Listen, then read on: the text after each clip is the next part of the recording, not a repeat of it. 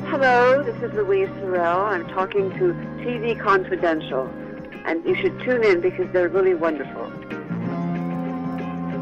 Ed Robertson, welcoming you back to TV Confidential Radio Talk Show about television. They'll play part 2 of a conversation that began last week with Les Lannom. Les Lannom, the actor most of you know best for his work opposite David Janssen on Harry O, but in the course of his 50-plus year career in movies and television, Les Lannom has also worked alongside such other legends as Lee Marvin, Gene Hackman, Peter Falk, Pat Hingle, Robert Mitchum, Joe Don Baker, Sissy Spacek, Keith Carradine, David Carradine, and James Garner. Les Lannom wrote the foreword to the Harry O Companion by Steve Aldos and Gary Gillis. You can find the Harry O Companion Amazon.com as well as McFarlandPub.com. You can follow Les Lannom on Facebook. As we pick up where we left off last week, Les was sharing a few memories of working with Anthony Zerbe on Harry O. Anthony Zerbe, of course, played Harry Orwell's foil, Lieutenant K.C. Trench. In the course of our conversation, we're talking about the symbiotic relationship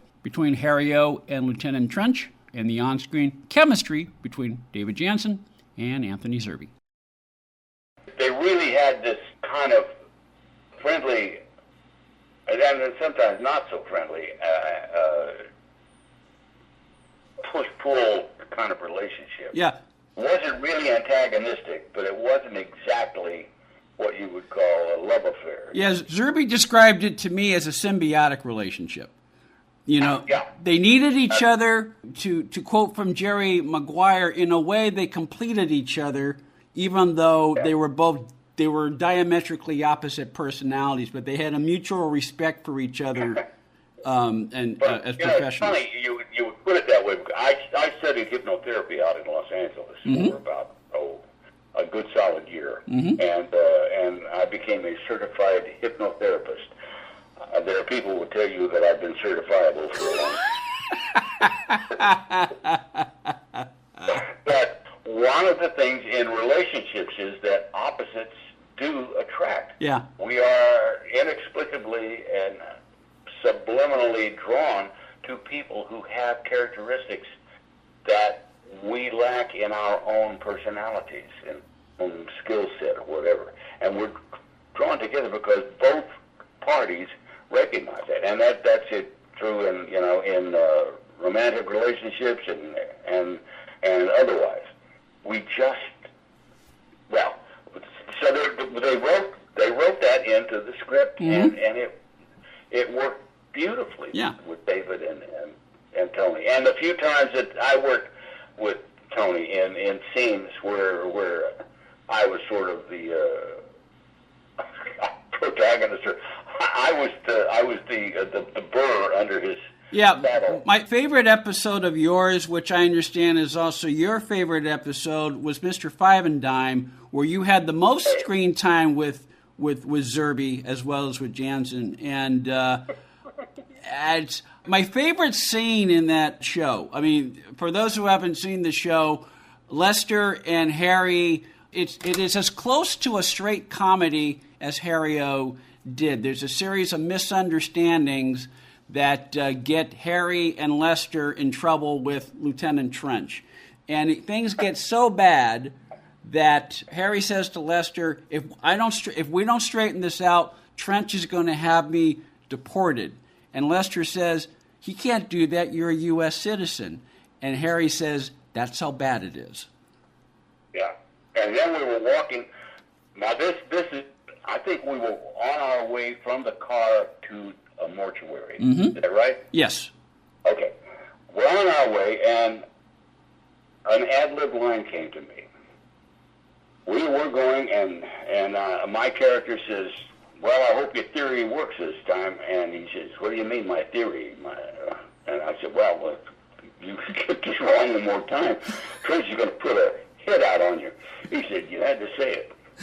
You had to say it. And we walk on in. Well, when we did it, I ad-libbed a line. He says, you had to say it. I said, well, somebody did. And he did a take on me, and when they called cut, Dwight Mowbray said, there was a line at the end that I'd already plotted down. We didn't get it. And Richard Langs, the director, said, what line? What do you mean, what line? And then David said, a kid ad-libbed the line, and Richard said, "Now, Les, it's okay. Just lose the line." Well, Margaret said, "No, Richard, it was a good line. It was funny. You ought to let Les say it." Jan said, "Nah, it was a bad line. It'll be cut in editing anyway." And I looked at him and I said, "We go back to number one position." And I said, "What, the good line?" He said, "Nah, they'll cut it." I said, "Oh." He said, "Yeah, you don't want to say that." So we walk up there again. He says, "Well," I said, "Trent's going to put a hit out on you." He said, "You had to say it now." And I did not do my ad lib. You had to say it. And we take a couple of steps. He says, "I guess somebody did." I did a double take on him. I go, "What the hell?" We walk. I said, "It's not a good line." He said, "No, I said, "So why did you do it?" He said, "I just wanted you to see how bad it was." Well, it's not going to work. And we came out, and again, Dwight said there was a line at the end. And he said, "I don't know who said it. I'd already potted down," and Margaret said, "David stole Les's line." and Lang says, "No, we don't need it. Just leave the line out." He said, "Okay, it'll be cut anyway." So we go back to number one. I said, "Not a good." He said, No. I said, "Okay." So we go walking in again. "Okay, Tracy got to put a hit out." Yeah. I mean, I guess somebody had to say it. I said, What the hell? And I came in, I said, "I guess somebody." I said, "What? I thought you said it was a bad line." He said, "Well, I just wanted you to see it." How you do it? We come back out, and finally, he says, "Go ahead, let the kid say the line." And Margaret said, "Yeah, David just took it and twisted it around." And Lang said, "Okay, let's go ahead." So we walk up and we said the line. I said, he said, "You had to say." I said, "Well, somebody did." And he did a double take it on me, like, "What did you just say?" And then we walk on in. But that kind of camaraderie does not. It's not encountered every day. No, it isn't. And Zerby told me there are also a lot of times when he and Janssen would improvise, and oftentimes they would leave that in as long as they hit whatever the talking points were for the scene. Richard Lang particularly gave them the latitude, and that if something one or the other ad lib that worked for the scene, they keep it in. Oh yeah. And David would come up with stuff. Tony told me he came up with a line at the end of a scene, and he had thought of it the night before, and so David was supposed to have the last line, and he said, "Well, David always get the freeze frame at the end." Mm-hmm. And I said, "Yeah." He said, "Well, I had this." I thought, "Oh, this is perfect." He said, "So we do the scene. We get to the end." He said, and I threw in my ad lib and that I had studied, and he said, and David did a double take, and then kind of did that lopsided smile and walked out. He said, I thought, well, that went okay. That went well enough. He said, and then so they followed David out as anyway, but he said, I knew I was going to get the freeze frame at the end. It's going to be my scene. He said, so we did it for the take. He said, and David stopped outside they had those louvered windows so that if you didn't want anyone to see what was going on inside an office, you'd flip those down and it would make it kind of opaque. He said, David stopped, he stopped, he looked in, he said, I was watching him, watching him walk out. He stopped, looked in, and he flashed those back and forth, flipped them back and forth like he was sending a semaphore. He said, and it was so cute. He said, I knew I was dead. There went my ad-lib. There went my freeze frame. Everything right out. He said he was so fast. He said it was just so cute that I knew they had to hold on him. And they ended up using it in the opening credits. He was quick. Oh, my God. Stay with us, folks. We'll be right back.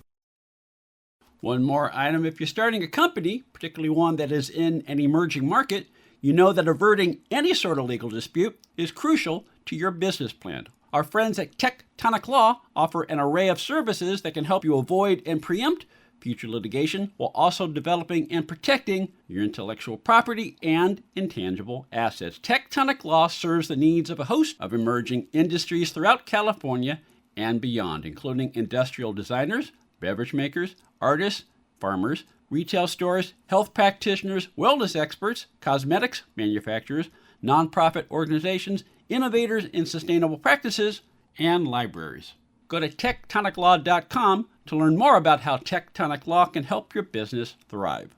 tectoniclaw.com. Rock solid representation for groundbreaking industries. This portion of TV Confidential is brought to us by our friends at Front Porch Realty, the community of realtors in the Northern Bay Area of California that is committed to finding the solution that is best for their clients. Whether you're a first-time home buyer or looking to sell or lease your property in Northern California, call Karen Strain at 415-886-7411 or visit frontporchrealtygroup.com for more information on how they can help you. Ed Robertson, thanking you for listening to the TV Confidential podcast. If you like what you hear, please hit the subscribe button so that you won't miss our next episode. Hi, this is Diane Baker, and you are listening to TV Confidential. Shouldn't we call the police? No, I want to make sure if I make a mistake this time, Lieutenant Trench is going to put out a contract. Well, I guess he would feel a little more kindly towards you if your theory's correct. Oh, what do you mean, my theory? Well, there might not be any heroin in a coffin. Kidnappers might not show up with $250,000 in funny money. You had to say it. Somebody did.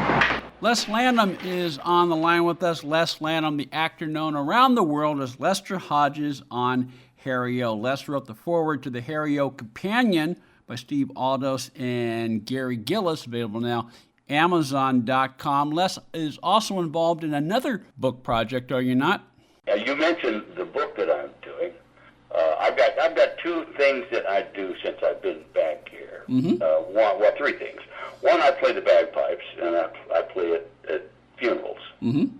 When I learned the pipes when I was 40 years old, and the lucky thing for me was that I had been studying music since I was 5. Mm-hmm. I started on the accordion. Don't ask me why. I don't know why. But I started on the accordion, and it was my idea, too. And a friend of mine said the happiest sound in the world is the sound of an accordion landing at the bottom of a dumpster. Then he said, the only thing better, he said, the thing better than that is a banjo landing on the accordion. I said, I bought a banjo and I was going to learn to play it, and I never quite got on it. He said, and better than that, he said, the pièce de résistance is the sound of a bagpipe landing on the banjo. I said, check. All three of them. But I started playing the pipes when I was about 40, and once I bought a set and didn't know how to strike the drones in or how fast you're supposed to blow in. You need to blow in very quickly. Mm-hmm. I didn't know that, and my friend Bruce Fisher, who people will remember as playing a character named Wolf in Escape from Alcatraz. Mm-hmm. He worked in a lot of stuff. Mm-hmm. Big guy. His nickname was Bear because he was big, burly, ex-football player, and I had been an actor for forever. But anyway, Bruce said, "All right, Leslie." We went back to his house. He was renting a house in Hollywood in the hills, and I said, "Play something." And I said, "Ooh." So I blew and I blew and I blew, and I would take a big deep breaths and emptying my lungs, and they call that blowing off carbon dioxide when you're scuba diving or skin diving. Mm-hmm. Skin diving. snorkeling. And it will make you dizzy. Well, it's like blowing up party balloons. Only about 5,000 of them, over the course of a few songs. And you do that, and if you're not accustomed to it, you'll get dizzy, lightheaded or something, and if you're not lucky, you'll just collapse and drop on the floor. And in fact, I have encountered musicians. One particular one was a saxophone player, and he said he'd always wanted to try to play the bagpipes. And would I mind if he tried? I said, no, I don't. I said, but I want to tell you. I said, I'll help you strike in the drums. You fill up the bag, I'll help you strike in the drums. But if you start to black out, if you start to go down, I am saving the pipes. You're on your own, pal. He said, oh, that's all right. so he blew, and he did just exactly that. Now, he was leaning up against the handrail or the banister around a deck. But I saw his knees start to buckle. I grabbed the pipes. I said, I told you, you're on your own. He said, wow. Well, I did the same damn thing. And Bruce said, what's the matter? And I said, I've got to sit down. If I don't sit down, I'm going to have $900 worth of kindling. Now, this is, 39 years ago. I had just turned 40 when I bought these pipes, and they were about $800 and some dollars. African blackwood made by R.G. Hardy in Scotland and in Edinburgh, I think. And they were a good set of pipes. They weren't a great set, but they were a damn good set. And and I bought a practice chanter that was made by the Lowry Company, which has since burned down, and they've never come back, but they used to make pipes and sell books and compile books of pipe music and whatnot. A lot of people are surprised to find out that the pipe music is actually written down. And they're also very surprised that you can tune them up. You can tune them. Well, yeah, but when you think about it, I mean, I'm just picturing a symphony. All the strings and and all the instruments have their own music to play. So it doesn't surprise me to learn that there's music for bagpipes. Well, yeah, and they play in what is known as Mixolydian mode, which is it's only one octave plus one note. It starts on a low G. And then the scale is actually A to A, and it has a flatted seventh, so instead of going do, re, mi, fa, sol, la, ti, do, it's do, re, mi, fa, sol, la, ti, do, ta, da. You got a whole step between the seventh and eighth note, and down to the ta, ta, ta, ta. You've got a low A, and they're supposedly, they call it A. It's closer to B flat than it is A, and with an added seventh and a flatted seventh. So it's an interesting instrument. You anticipated one of my questions because you need strong lungs to play the bagpipe. You need a strong stomach. A lot of people think, boy, you got a strong diaphragm. Actually, now this goes back to my minor in zoology, or almost. I had the equivalency of a minor in zoology in school with a major in broadcasting. And I studied a lot of comparative anatomy and things like that, musculature of the various animals, or, mammals are almost all identical. Even you go to look to reptiles and amphibians. The muscles are pretty much the same. Different number of toes sometimes and things like that. But in general, the morphology, of reptiles and amphibians and mammals and birds. Well, they've decided birds are, non-extinct dinosaurs. But the dinosaurs were an outgrowth or a further evolution of reptiles, warm-blooded and whatnot, like that. But I said all the diaphragm does is when it contracts, it creates a vacuum that your lungs swell to fill, and it fills up the lungs by creating that vacuum inside the soft, very, very, very soft, fragile lung tissue. It fills them up with air. And then blowing is a different thing. Blowing comes from your stomach, and if you've ever blown up a party balloon, you blow up about 2 or 3 of those, and you start to feel it in the muscles of your stomach. That's first. And then if you do it enough, your lips get tired. Never stand in front of a tired bagpiper. It's one of those. You hear that sound in there, and you get spewed all over with the mist. Les Lannom is on the line with us. Les Lannom, the actor known around the world as Lester Hodges on Harry-O. Take a quick time out. We'll talk some more with Les. We come back here on TV Confidential. If you're a diabetic, we have great news. You can end the painful finger sticks with a new CGM. Plus, they may be covered by Medicare, Medicaid, or private insurance. If you use insulin or have had hypoglycemic events, you may qualify. Call US Med now to learn more. 800-432-8150. 800-432-8150. 800-432-8150. That's 800-432-8150.